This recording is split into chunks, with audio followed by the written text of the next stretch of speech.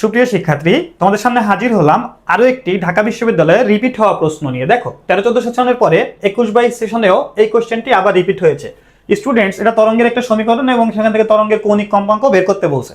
তো আমরা যে মেইন সমীকরণ আমাদের সেটা কত, ডি স্কোয়ার এক্স বাই হচ্ছে কি d t square plus omega square কি এক্স ইকুয়াল টু কত 0, এই সমীকরণের সাথে আমরা ওকে তুলনা করব।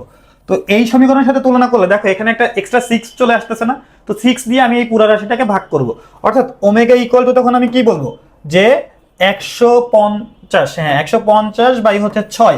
কারণ কি আমি যদি এটাকে এই রাশির সাথে তুলনা করতে চাই তাহলে আমাকে এই 6 দিয়ে পুরো রাশিটাকে ভাগ করতে হবে। তো ভাগ করলে এই 6টা উঠে যাচ্ছে আর এইখানে 150/6 যেটা হচ্ছে কিসের মান, ওমেগা স্কোয়ারের মান। তো আমাকে বলেছে কৌণিক কম্পাঙ্ক বের করতে, অর্থাৎ কৌণিক কম্পাঙ্ক মানে কি আমার ওমেগা। তো এটা যদি আমি একবারে রুটের ভিতর নিয়ে আসি স্টুডেন্টস, তাহলে আমার টোটাল কাটাকাটি করলে কত অ্যান্সার আসতেছে? দেখো অ্যান্সার আসতে হচ্ছে 5, কারণ 25 আসতেছে, পরে হচ্ছে কত আসতেছে 5 আসতেছে। সো স্টুডেন্ট, এটা হচ্ছে অ্যান্সার বি। সো এই ধরনের কোশ্চেনগুলো পেতে এবং শর্টকাট ট্রিক্স শিখতে আমার পেজটাকে ফলো দিয়ে রাখতে পারো। টাটা।